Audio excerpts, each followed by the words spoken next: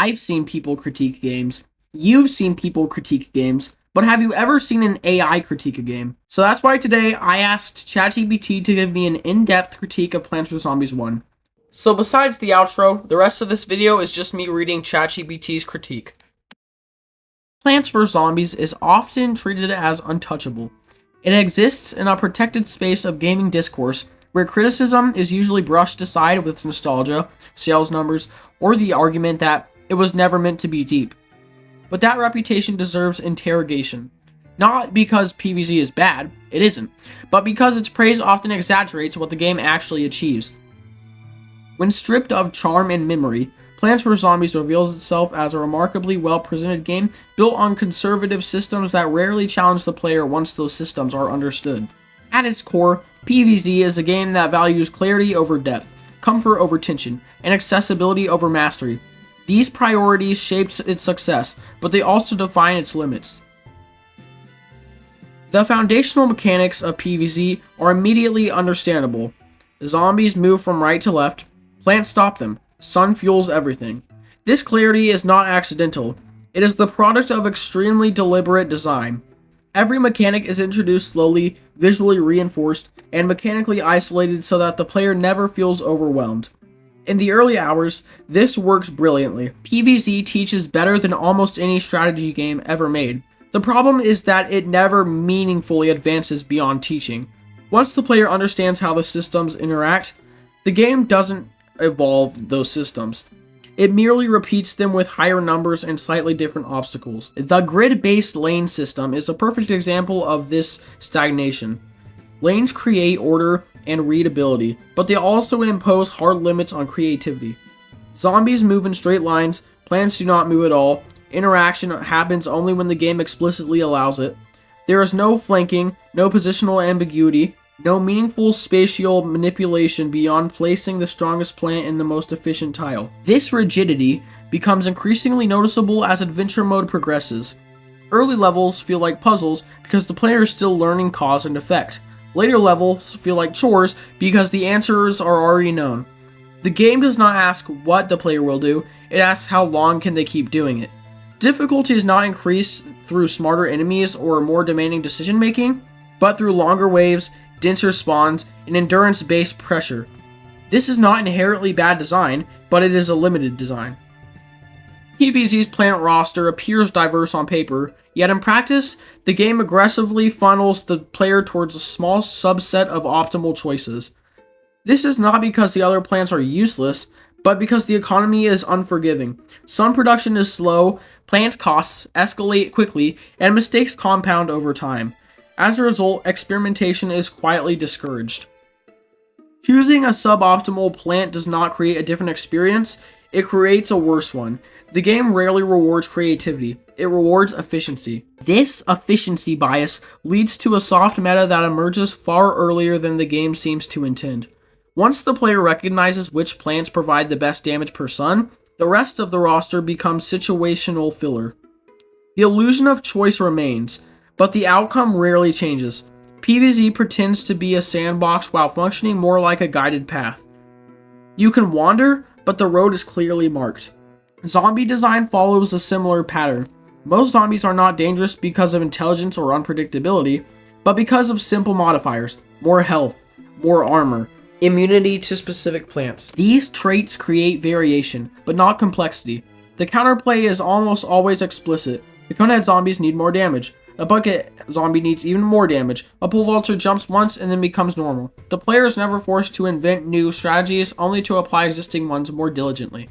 This design philosophy extends to PvZ's difficulty curve, which is intentionally conservative. The game avoids sharp spikes, avoids punishing losses, and avoids scenarios where recovery feels impossible. Failure is rare, and when it happens, it usually feels deserved in a shallow sense. You forgot a counter, you placed something late, you looked away. PvZ is not interested in pushing the player to their limits. It wants them to feel clever, not challenged. That choice has consequences. Because PvZ is so forgiving, tension evaporates quickly.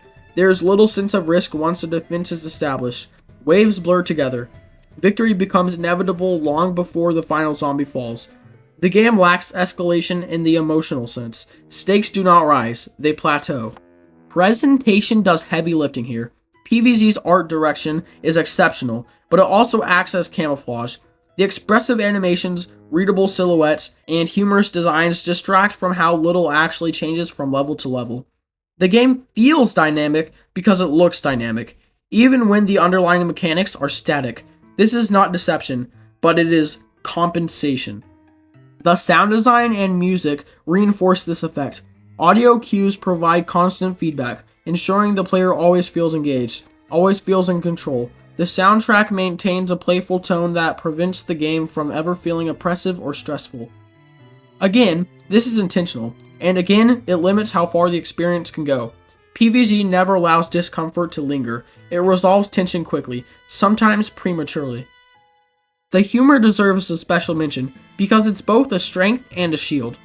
PvZ's absurd tone disarms criticism. Crazy Dave's nonsense dialogue, the goofy almanac entries, the surreal premise, all of it creates an environment where seriousness feels out of place.